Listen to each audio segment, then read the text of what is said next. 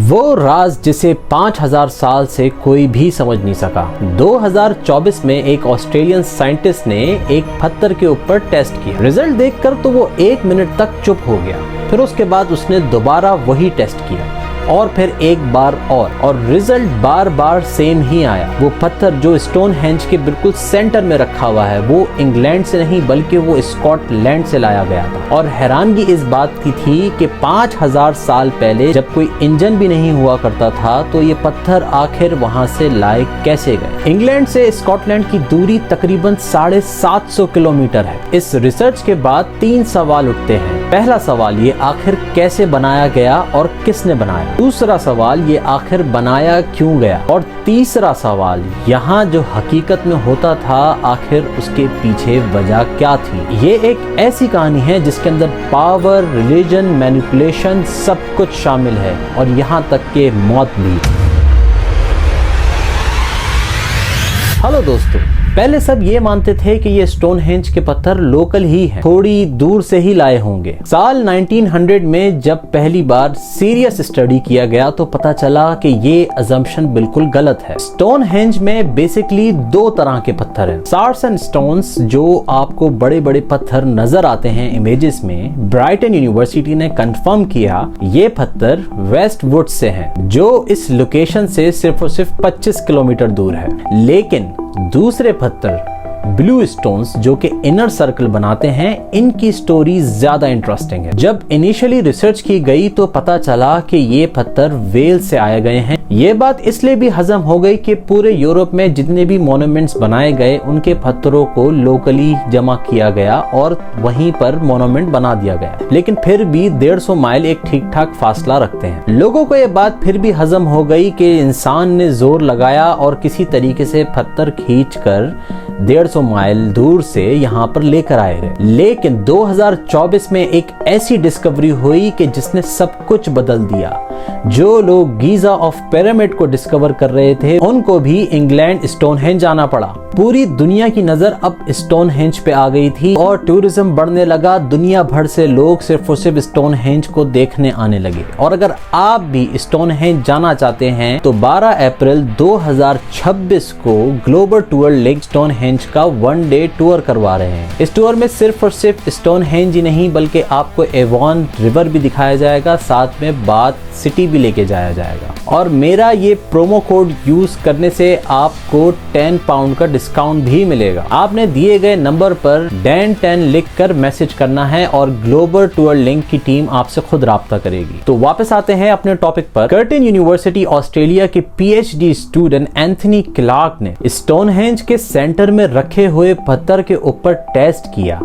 जब पहले बैच का रिजल्ट आया तो क्लार्क परेशान सा हो गया कि ये पत्थर जिसे दुनिया के बड़े बड़े साइंटिस्ट इंग्लैंड से ही समझ रहे थे, ये बेसिकली स्कॉटिश पत्थर है। उसने एक बार फिर टेस्ट किया और एक बार फिर 3 बार टेस्ट करने के बाद ये बात कंफर्म हो चुकी थी कि ये पत्थर स्कॉटलैंड के ऑर्केडियन बेसिन से हैं, जो कि स्टोनहेंज से 750 किलोमीटर दूर है। रिसर्च से ये भी पता चला कि इन पत्थरों के मिनरल 1000 से 2000 मिलियन साल पुराने हैं और ये फिंगरप्रिंट सिर्फ और सिर्फ स्कॉटलैंड के नॉर्थ में ही मिल सकते हैं। जरा सोचिए, 750 किलोमीटर बिना किसी व्हील के, बिना किसी जानवर के, क्योंकि इंग्लैंड का ये रीजन बहुत ज्यादा डेंस फॉरेस्ट हुआ करता था तो किसी जानवर को डोमेस्टिकली यूज भी नहीं कर सकते थे। स्टोनहेंज में सबसे भारी पत्थर जो हैं वो 60 टन के बराबर है। ये इतना ही वेट है जितना पिरामिड ऑफ गीजा का सबसे बड़े पत्थर का वेट है। स्टोनहेंज के पत्थरों को लेके लोगों की बहुत सारी थ्योरीज भी थी। कुछ कहते थे कि ये समंदर के रास्ते लाए गए तो कुछ कहते थे रोल करते हुए लाए गए, पर ये सिर्फ और सिर्फ एक थ्योरी ही थी। इन पत्थरों को स्कॉटलैंड से लाने में लॉजिस्टिक्स प्रॉब्लम तो रही ही होंगी,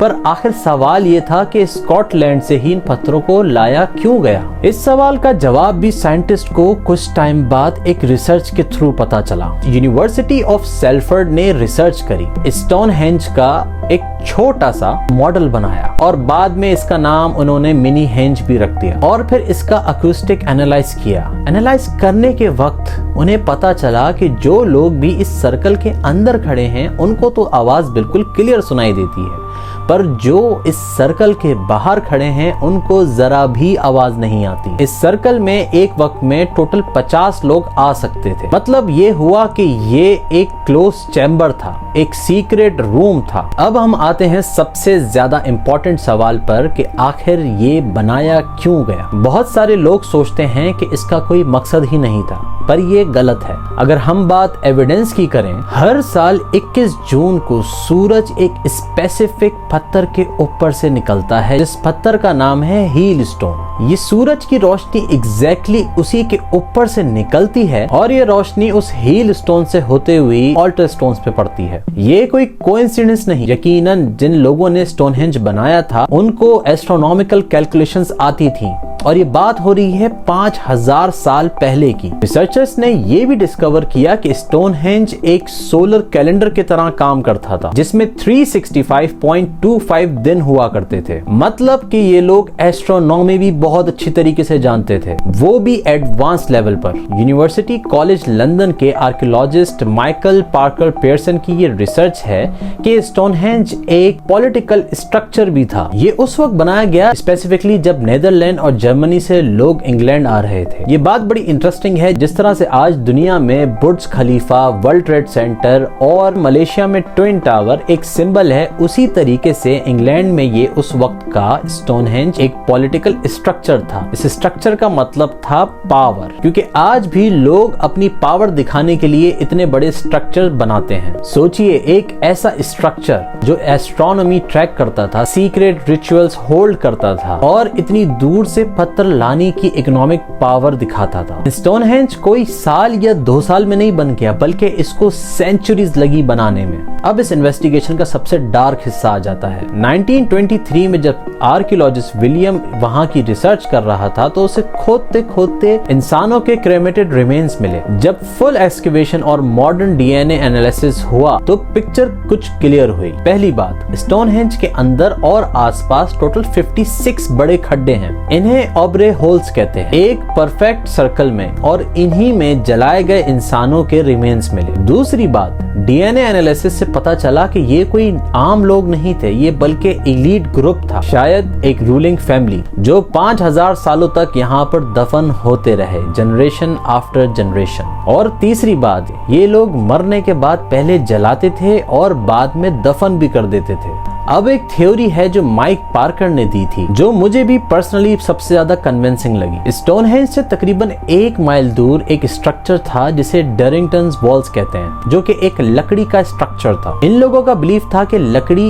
एक टेम्पररी लाइफ का सिंबल है और पत्थर एक परमानेंट सिंबल है मौत का। डरिंगटन वॉल जिंदों की दुनिया और स्टोनहेंज मुर्दों की दुनिया, और इन दोनों के बीच रिवर एवॉन। इन लोगों का रिचुअल था कि जब भी कोई मरता तो उसकी डेड बॉडी डरिंगटन वॉल्स में लाई जाती, एक बहुत बड़ा फीस्ट होता। साइंटिस्ट को वहां से 90,000 जानवरों की हड्डियां तक भी मिली। फिर बॉडी को कश्ती में डालकर रिवर एवॉन के जरिए स्टोनहेंज लाया जाता था और फिर वहां सर्कल में जलाया जाता था। जलाने के बाद इनको ऑपरे होल्स में दफना दिया जाता था। ये एक पूरी कॉस्मिक जर्नी थी, जिंदगी की दुनिया से मौत की दुनिया तक। बहुत सारे हिस्टोरियंस इस बात पे भी डिबेट करते हैं कि स्टोनहेंज पर ह्यूमंस को सैक्रिफाइस किया जाता था। इस डिबेट को लेकर बहुत सारे एविडेंस भी जमा किए गए, पर कोई भी एविडेंस इतना पुख्ता नहीं था। पर एक बात तो तय थी कि स्टोनहेंज का ताल्लुक डायरेक्ट मौत से था। दोस्तों, हम जानते हैं कि 5000 साल पहले ना तो कोई राइटिंग सिस्टम था, ना तो कोई मेटल था, ना कोई व्हील्स थे, पर कुछ लोगों के ग्रुप ने डिसाइड किया कि वो एक ऐसा स्ट्रक्चर बनाएंगे जो सूरज को ट्रैक करेगा, एक रूलिंग क्लास का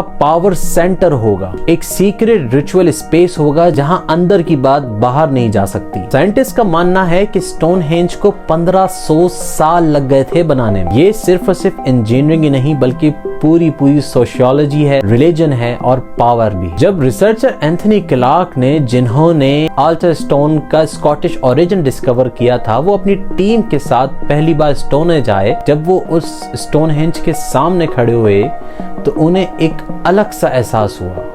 और स्टोनहेंज यही करता है, वो आपको एहसास दिलाता है कि 5000 साल पहले भी इंसान सेम चीज ही चाहते थे, पावर, पैसा, दबदबा और मरने के बाद भी एक जिंदगी है। लेकिन आज 2026 में कुछ सवालों के जवाब अभी तक नहीं मिल पाए। वो एग्जैक्ट रिचुअल्स क्या थे, वो किस खुदा को मानते थे, वो अपने खुदा को क्या कहते थे, उस रूलिंग फैमिली का आखिर नाम क्या था, क्योंकि जिन्होंने ये स्ट्रक्चर बनाया वो कुछ लिख कर नहीं गए और हमारे लिए ये पत्थर छोड़ गए जो कि आज तक खड़े हैं। अगर वीडियो को यहाँ तक देख लिया है तो लाइक, शेयर और सब्सक्राइब जरूर कर दीजिएगा। अपना बहुत ख्याल रखिएगा। Thank you.